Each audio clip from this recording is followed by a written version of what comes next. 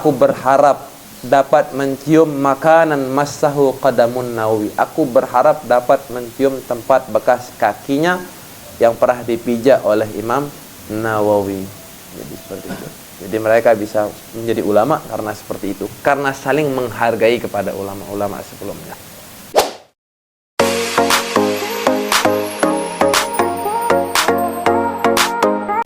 Nah, sekarang kita akan mempelajari daripada kitab Arba'in Nawawiyah. Ya, kitab Arba'in Nawawiyah. Kitab Arba'in Nawawiyah ini adalah 40 hadis yang dirangkum oleh Imam Nawawi. Imam Nawawi. Sebenarnya di dalamnya ada 42 hadis, tapi disebutnya 40. Ya, alal ghalab. Jadi 40 hadis ini adalah rangkuman yang dirangkum oleh Imam Nawawi yang di dalamnya banyak sekali sumber-sumber hukum yang ada di dalam fikih, yang ada di dalam hukum-hukum yang lain, itu bersumber dari 40 hadis ini. Imam Nawawi ini nama aslinya adalah Yahya bin Syarafuddin. Apa? Yahya bin Syarafuddin, ya. Jadi karena enak sedikit ini, enak besok-besok dites ini. Ya. Yahya bin Syarafuddin, ingat namanya itu. Dijuluki beliau itu dengan Muhyiddin. Muhyiddin. Imam Nawawi diberikan julukan Muhyiddin. Menghidupi agama, orang yang menghidupi agama. Ini adalah julukan yang besar, julukan yang mulia. Tidak sembarang orang. Tidak cukup dengan hanya sekedar dia ngajar, terus dibilang dia Muhyiddin, tidak cukup. Atau sekedar dia ngarang 1-2 kitab, dibilang dia Muhyiddin, tidak. Ya. Karena Imam Syafi'i benar-benar mempelajari dan menguasai dalam madhab Syafi'i. Bahkan beliau mengarang kitab tentang madhab Syafi'i. Ada nama kitabnya yang terkenal di Syafi'i, Minhajut Talibin. Itu referensi saat ini para pakar mufti Syafi'i di dunia. Itu kalau mau mengambil hukum dari kitab Minhajut Talibin. Ya. Siapa yang ngarang? Imam Nawawi. Ya. Imam Nawawi. Itu laqab pertamanya. Ya. Jadi ada namanya laqab, ada namanya kunyah. Laqab itu julukannya. Kunyah itu disanadkannya dia kepada ayahnya siapa atau anaknya siapa. Misalnya ada orang punya anak, apa nama anak ini? Jangan panjang-panjang. Salim. Abu Salim. Ayahnya Salim, disanadkan kepada anaknya. Ayahnya Salim. Jadi ini namanya kunyah. Disanadkan kepada ayah atau kepada anak. Ya, atau kita punya orang tua misalnya namanya Muhammad, Ibnu Muhammad, anaknya Muhammad ini. Nah, itu namanya juga kunyah. Ya, itu kunyah. Dan tidak harus punya anak. Terkadang ada seperti Siti Aisyah. Siti Aisyah punya anak apa enggak? Apa kunyahnya? Ummu Abdillah. Ibunya Abdullah. Abdullah bin siapa? Hah? Abdullah bin siapa ini? Abdullah bin Muhammad. Nah, tidak punya anak. Hah? Abdullah bin siapa? Yang dibilang Ummu Abdillah. Siti Aisyah ini Ummu Abdillah. Hah? Lah, bukan Mas'ud. Abdullah bin Zubair. Abdullah bin Zubair. Sayyidina Zubair ini nikah sama Asma binti Abu Bakar. Asma binti Abu Bakar ini adalah kakaknya Siti Aisyah. Jelas? Abdullah bin Mas'ud orang, bukan muhrim sama Sayyidina Aisyah. Ya, makanya Siti Aisyah dijuluki Ummu Abdillah karena mengasuh Sayyidina Abdullah bin Zubair ini. Ya. Jadi itu namanya apa? Kunyah. Kunyah itu apa? Disanadkan kepada ayah atau anak. Ya, orang tua lah lebih luasnya. Jadi itu dia. Imam Nawawi ini sangat alim ya. Ya, Imam Yahya bin Syarafuddin ini orang yang sangat alim. Bahkan dikatakan dia mengarang kitab 800 lebih kitab. Bukan 800 jilid, 800 kitab yang beliau karang. Baik dalam fikihnya, Riyadus Shalihin, Adhkar Nawawi, terus sahihnya mensyarahkan daripada Sahih Bukhari, Sahih Muslim, ya. Itu Sahih Muslim itu berapa jilid itu? 800 lebih daripada karangan kitab Imam Nawawi. Bahkan para ulama mengatakan seandainya dibagi antara umur Imam Nawawi sama hasil karangannya, tidak masuk akal. Tidak mungkin cukup umurnya segitu. Nanti ada disebutkan umurnya ini 45 tahun. Kurang lebih. Ya. Orang sekarang 45 tahun ngaji Safinah aja kadang-kadang tidak bisa. Jangankan ngarang kitab, belajar Safinah tidak bisa. Ya. Jadi seperti itu. Itu Imam Nawawi. Ya, beliau sangat alim, sangat orang yang begitu sangat alim seperti itu. Beliau sendiri mengatakan saya belum mampu mengambil hukum dari Al-Qur'an dan hadis. Nawawi mengatakan saya belum mampu untuk mengambil hukum langsung dari Al-Qur'an dan hadis, itu enggak mampu. Dia melalui pemahamannya Imam Syafi'i. Ya. Lalu ada orang sekarang baru 1-2 hadis mau langsung ke Al-Qur'an dan hadis. Jangan, ya. Itu Imam Nawawi. Beliau itu lahir di tahun 630 Hijriah. 630 Hijriah atau tahun 1000 mungkin Masehinya. Ya, 1100 lah. Ya, 1100, enggak, bukan 1100, berapa dah? Hah? Nambah 500 biasanya. Nambah 500, 600 itu taman 100. 1100 lah ya. Berarti 900 tahun yang lalu. Ini Imam Nawawi. Datang orang setelahnya, Imam Suyuti. Ini ulama juga besar. Imam Suyuti ini orang yang tidaklah satu bidang ilmu kecuali beliau mengarangnya. Saat setiap bidang ilmu, mau fikih, mau matematika, mau fisika, mau apapun bidang ilmu, pasti ada karangannya Imam Suyuti ini. Nah, Itqan itu ada kitabnya, Itqan fi Ulumil Quran tentang tafsir.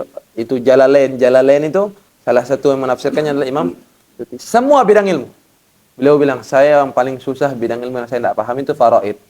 Tidak pahamnya dia ngarang 2 jilid kitab bab faraid. Itu tidak pahamnya. Kita sudah baru mulai paham, merasa yang paling paham. Ya, jadi seperti itu. Itu kadar ulama zaman dahulu. Imam Mahdi, tentang Imam Mahdi dikarang sama Imam Suyuti. Tentang khalifah-khalifah dikarang semua pokoknya. Ada dikarang. Nah, beliau ini datang ke Damaskus. Damaskus ini tempat lahirnya dan meninggalnya Imam Nawawi. Beliau membuat syair. Aku tidak mengikuti, tidak ketemu dengan Imam Nawawi. Tapi aku berharap dapat mencium makanan massahu qadamun Nawawi. Aku berharap dapat mencium tempat bekas kakinya yang pernah dipijak oleh Imam Nawawi. Jadi seperti itu. Jadi mereka bisa menjadi ulama karena seperti itu. Karena saling menghargai kepada ulama-ulama sebelumnya. Ya, jangan seperti orang-orang zaman sekarang. Baru tahu, tidak ada yang seperti saya. Tidak ada yang sealim saya. Tidak ada yang lebih tahu. Debat ini. Lah. Ya, jadi seperti itu. Beliau ini sangat warok dan sangat zuhud. Nawawi ini. Pernah Anda ceritakan bahwasanya Imam Nawawi ini sehari tidak mau makan 2 lauk. Dalam satu kali piring, tidak mau makan 2 lauk. Berlebihan. Kalau punya 2 lauk, dia simpan lauk yang satunya untuk nanti malam. Ya. Jadi seperti itu Imam Nawawi. Kita 3 lauk masih kurang. Ya, masih kurang. Ya, aib. Jadi seperti itu. Kemudian Imam Nawawi ini memiliki banyak sekali keramat. Ya, keramatnya seperti tadi, ngarang kitab itu siapa yang bisa seperti Imam Nawawi? Ya. Bahkan kalau padam lampu di zaman beliau ketika nulis kitab, ya, ketika nulis kitab Imam Nawawi padam lampu, jari telunjuk beliau ini sababah namanya dalam bahasa Arab. Jadi telunjuknya ini nyala menyinari daripada tulisannya. Ya, itu daripada karamahnya Imam Nawawi. Bahkan beliau orang yang hobi jalan. Bisa dia dari Damaskus jalan ke Mekah malam hari, tahu-tahu tawaf umroh, pulang langsung ke Damaskus. Ya, jalan kaki. Ya. Kayak kita misal ke Lombok Timur jalan setengah jam bentar, langsung pulang. Ini kan susah, ya. Jadi seperti itu. Dan beliau sering bertemu dengan Nabi Khidir. Bahkan beliau dikatakan wali kutub di zamannya, pimpinan para wali. Biasanya yang jadi pimpinan para wali ini zuriyah, keturunan Nabi Shallallahu Alaihi Wasallam. Tapi di zaman beliau, beliau yang jadi wali kutubnya. Karena tidak ada yang mampu setara dengan Imam Nawawi ini. Baik kealiman, ibadah, semuanya. Ya, kezuhudannya. Siapa yang seperti Imam Nawawi? Tidak ada di zaman itu. Jadi bahkan beliau itu tidak pernah tidur tergelentang ini, tidak pernah. Kalau tidur itu selalu duduk gini. Kenapa? Karena dikelilingin sama kitabnya. Gimana dia mau tidur arah sana, belakangin kitab, tidur arah sana, belakangin kitab. Jadi tidurnya selalu duduk. Ya, luar biasa. Kita jangankan duduk, tidak pakai kasur, tidak bisa. Ya, tidak bisa tidur, tidak pakai kasur. Jadi seperti itu. Kita sudah sangat jauh dan hina sekali sudah. Jangan kita noa-noa samakan diri kita sama orang-orang mulia itu, ya. Jadi seperti itu.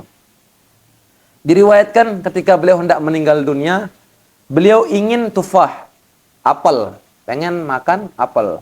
Ya, daerah Damaskus ini penghasilan apel termasuk yang besar, pengen apel. Maka dibawakan, tapi beliau tidak sempat makan. Maka ketika meninggal dunia, dilihat sama sebagian orang mimpi, bagaimana Allah memperlakukanmu, wahai Imam Nawawi? Allah memuliakan aku, Allah menerima amalanku, katanya. Dan jamuan yang pertama kali, jamuan yang aku diberikan adalah apel, katanya. Masya Allah. Ya. Jadi seperti itu para ulama, para wali-wali itu. Ya. Jadi beliau meninggal dunia berumur kurang lebih 46 tahun. Umurnya 46 tahun, meninggal dunia tapi masih hidup sampai sekarang.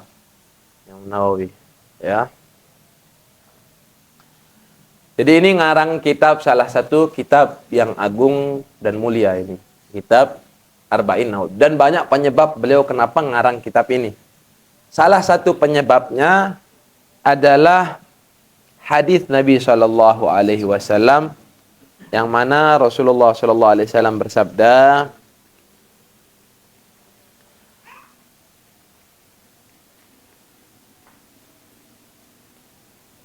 dia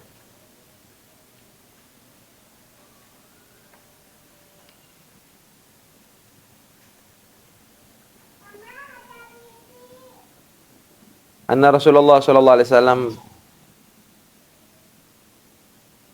man hafidha ala ummati arba'ina hadisan min amri diniha ba'athahu Allahu yaumal qiyamah fi zumratil fuqaha'i wal ulama. Barang siapa yang hafal dari umatku 40 hadis tentang masalah agamanya, maka Allah akan mengumpulkan dia di akhirat bersama para orang-orang ahli fikih dan para ulama. Kalau kita dikampungkan dan dikumpulkan bersama para ulama dan ahli fikih, jelas kita itu di tempat yang baik. Jelas kita itu di padang mahsyar, di tempat yang terjamin. Ya, jadi seperti itu. Daripada salah satu penyebabnya kenapa Imam Nawawi itu mengarang 40 hadis. Bahkan di riwayat lain, fi zumratis syuhada, digabungkan di dalam golongan orang-orang yang mati syahid. Ada yang mengatakan seperti ini, itu hadis dhaif. Memang hadis ini adalah hadis dhaif. Di dalam hadis dhaif tidak bisa menjadi dalil untuk akidah. Tidak bisa menjadi dalil untuk syariah, untuk fikih, hukum, tidak bisa. Tapi dia bisa menjadi dalil untuk fadilah, untuk keutamaan, untuk menyemangatkan kita, bisa. Semasih hadis dhaif itu bukan hadis maudhu.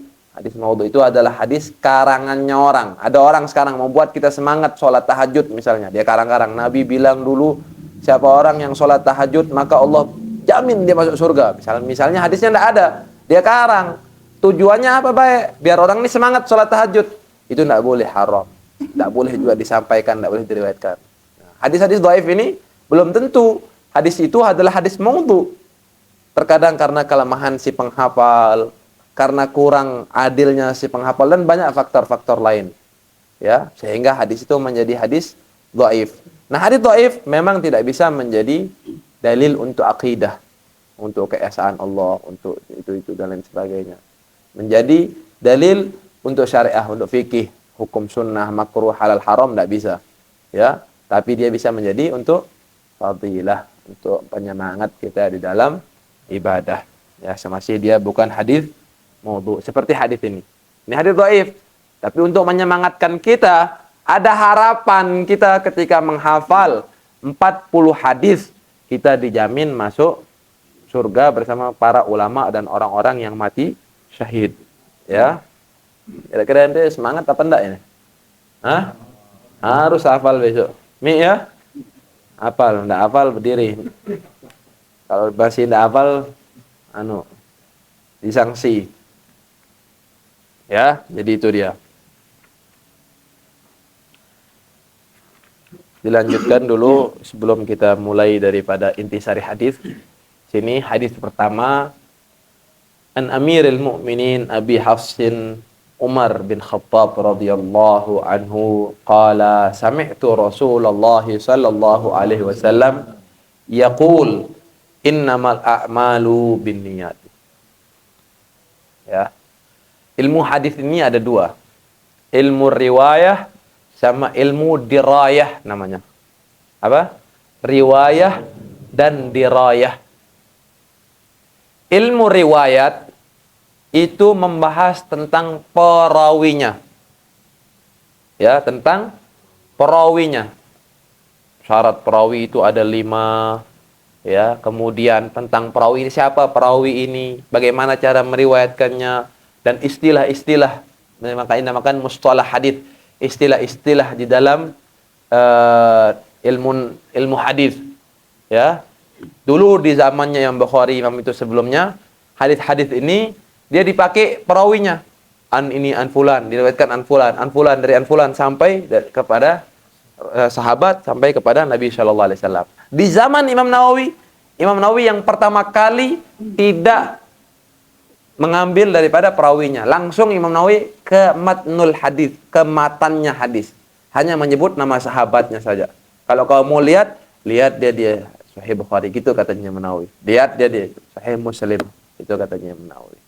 Jadi Imam Nawawi pertama kali langsung tidak mau. Coba kita lihat Bukhari, an fulan, haddatsana fulan. Pernah anda baca Bukhari, Sen? Hah? Tak tahu. Hah? Tak pernah. Ya, jadi begitu caranya di Bukhari itu. Nah, Imam Nawawi tidak pakai cara itu, langsung ke pokok hadisnya, hanya yang disebutkan sahabat. Ini namanya riwayat hadis seperti ini, riwayat marfu. Riwayat apa? Marfu. Marfu itu dia mengambil langsung kepada sahabat dan langsung kepada Nabi Shallallahu alaihi wasallam. Itu namanya marfu. Yang pertama kali merafa'kan hadis seperti ini adalah Imam Nawawi. Ada sih sebelum-sebelumnya tapi yang membukukan dan lain sebagainya. Ya, jadi seperti itu. Nah, itu ilmu riwayah, mustalah hadis itu. Nah, di sini adalah ilmu dirayah. Ilmu dirayah adalah ilmu hadis yang membahas tentang matnul hadis. Matnul hadis, matannya hadis atau kata-kata daripada hadis, lafaz daripada hadis. Itu namanya ilmu dirayah, ya. Jadi itu dalam ilmu. Nah, kita ini mempelajari yang kedua ini, yang ilmu dirayah, ya. Jadi seperti itu. Nah, di sini sebelum kita membahas hadis, para ulama pengarang syarah-syarah ini biasanya menceritakan tentang yang meriwayatkan hadis. Di sini diriwayatkan daripada Amirul Mu'minin Abi Hafsin Umar bin Khattab radhiyallahu taala anhu. Diriwayatkan daripada Sayyidina Umar. Sayyidina Umar ini punya laqab. Laqabnya itu adalah Al-Faruq. Ya, Al-Faruq. Al-Faruq itu adalah yang membedakan antara yang hak dan batil. Nabi yang melaqabinya Al-Faruq karena ketika beliau masuk Islam, orang berani menampakkan keislamannya karena Sayyidina Umar. Sayyidina Umar jelas orang yang pertama kali berani mendeklarasikan dirinya masuk Islam. Saya masuk Islam. Siapa yang berani ganggu saya? Makanya salah satu musibah bagi orang-orang musyrikin pada saat itu, kafir Quraisy pada saat itu adalah masuknya Islamnya Sayyidina Umar. Sehingga Nabi menjulukinya Al-Faruq. Ya. Dengan cerita yang panjang. Sayyidina Umar itu ketika masuk Islam. Ala kulli hal, Nabi sebenarnya mendoakan dua orang, salah satu dua orang. Yang pertama adalah Amr bin siapa namanya? Amr bin Hisham.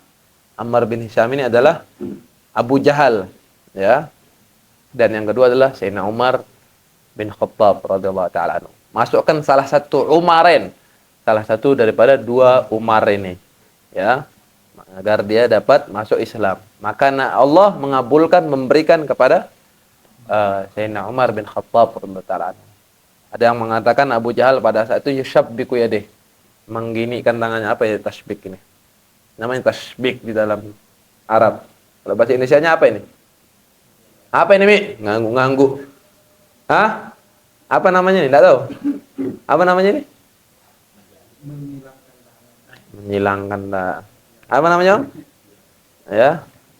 Coba ya. Pokoknya ini. Ini makruh.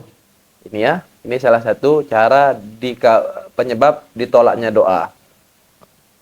Artinya bukan begini saja sebenarnya. Abu Jahal pada saat itu tidak memakai adab-adab yang baik. Kita walaupun didoakan sama siapapun, kita tidak beradab, susah dikabulkan doa itu. Ya. Jadi seperti itu. Nah, itu Sayyidina Umar dijuluki pertama apa? Al-Faruq. Ya. Terus dijuluki juga Amirul Mukminin. Amirul Mukminin tidak dijuluki pada Sayyidina Abu Bakar. Sayyidina Abu Bakar julukannya adalah Khalifatul Rasulullah. Ya, penggantinya Rasulullah. Ya, itu Sayyidina Abu Bakar. Kemudian Sayyidina Umar ketika awal-awal menjadi khalifah, beliau dijuluki Khalifati Rasulullah. Pengganti daripada penggantinya Rasulullah. Ya. Jadi seperti itu. Itu Sayyidina Umar. Tapi setelah beliau memimpin agak lama dijuluki Amirul Mukminin. Pemimpinnya orang-orang beriman. Ya, itu dijuluki oleh umat Islam pada saat itu untuk Sayyidina Umar radhiyallahu taala anhu wa ardhah, ya. Langsung juga Nabi memberikannya kunyah. Apa kunyahnya? Abu Hafs. Ayahnya Hafs. Hafs ini salah satu nama daripada nama singa. Ya, ayahnya singa karena keberanian Sayyidina Umar radhiyallahu taala anhu wa ardhah, ya. Bahkan saking beraninya syaitan saja lari terberit-berit ketika mengingat daripada Sayyidina Umar radhiyallahu taala anhu wa ardhah. Ya. Beliau masuk Islam di tahun 6. 6 apa? 6 Hijriah. 6 setelah kenabian, ya, 6 setelah kenabian. Artinya lumayan lama jarak waktunya, ya, 6 tahun ketika Nabi sudah mulai berdakwah. Bahkan beliau orang yang sangat ingin membunuh Nabi sebelumnya. Ya, subhanallah al-khaliq. Ya. Jadi itu dia. Kemudian beliau adalah sahabat terbaik setelah Sayyidina Abu Bakar. Sahabat termulia itu adalah Sayyidina Abu Bakar. Bagaimana tidak, seluruh hartanya beliau korbankan untuk Nabi SAW. Bahkan beliau membagi, ya Rasulullah, apapun hartaku ya Rasulullah, itu hartamu ya Rasulullah. Kapanpun engkau mau ambil, engkau ke rumah, itu hartamu, ndak dosa. Ya subhanallah, belum ada yang bilang itu ke anak ini. Kalau pernah ada yang bilang, ya Allah aja. Yang ndak ada aset di rumahnya. Ya, luar biasa Sayyidina Abu Bakar. Ya, apapun. Jadi begitu perhatiannya kepada Nabi, begitu dekatnya dengan Nabi, begitu melindunginya Nabi. Cocok beliau orang yang paling mulia di antara para sahabat Nabi SAW. Baru setelah itu Sayyidina Umar. Sayyidina Umar dulu ada satu peperangan yang tersabak sama Sayyidina Abu Bakar. Dia pengen lebih unggul dari Sayyidina Abu Bakar. Dia korbankan setengah hartanya untuk perang itu. Ya. Jadi ketika itu dilihat, wah, saya bisa mengungguli sudah ini Sayyidina Abu Bakar ini, katanya. Dia setengah hartanya. Ketika datang Sayyidina Abu Bakar, ternyata Sayyidina Abu Bakar seluruh hartanya. Ya, yang dia sampai Nabi kaget, apa yang kau tinggalkan untuk anakmu? Kalau kita enggak boleh, ya. Itu jelas istrinya ridho. Jelas orang yang dinafkahinya ridho. Ya, harus dengan ridho, dengan kalam. Ya, saya enggak mau dinafkahi selama 3 hari. Harus ridho itu. Kalau kita misalnya mau nafkahi semua harta saya, istrinya kelaparan, ini kelaparan, haram, tidak boleh kalau dia tidak ridha. Tapi tidak ada yang begitu, lihat di sini juga. Ya, Sayyidina Umar orang yang sering menangis di siang hari ataupun di malam hari. Sayyidina Umar sering nangis. Orang yang begitu kokoh, makanya dikatakan Sayyidina Umar ini sangat keras ketika ada Nabi. Ketika ada Nabi, orang yang sangat keras. Tapi sepeninggal Nabi, orang yang sangat lembut. Sayyidina Abu Bakar, orang yang sangat lembut. Sepeninggal Nabi, orang yang sangat keras. Ya, karakternya seperti itu. Kok bisa? Sepeninggal Nabi, ketika orang-orang yang tidak mengeluarkan zakat, Sayyidina Abu Bakar mau menyuruh untuk memerangi dia. Perangi dia. Bunuh dia orang-orang yang tidak mengeluarkan zakat. Karena rukun Islam tidak mau dijalankan. Dia jahat.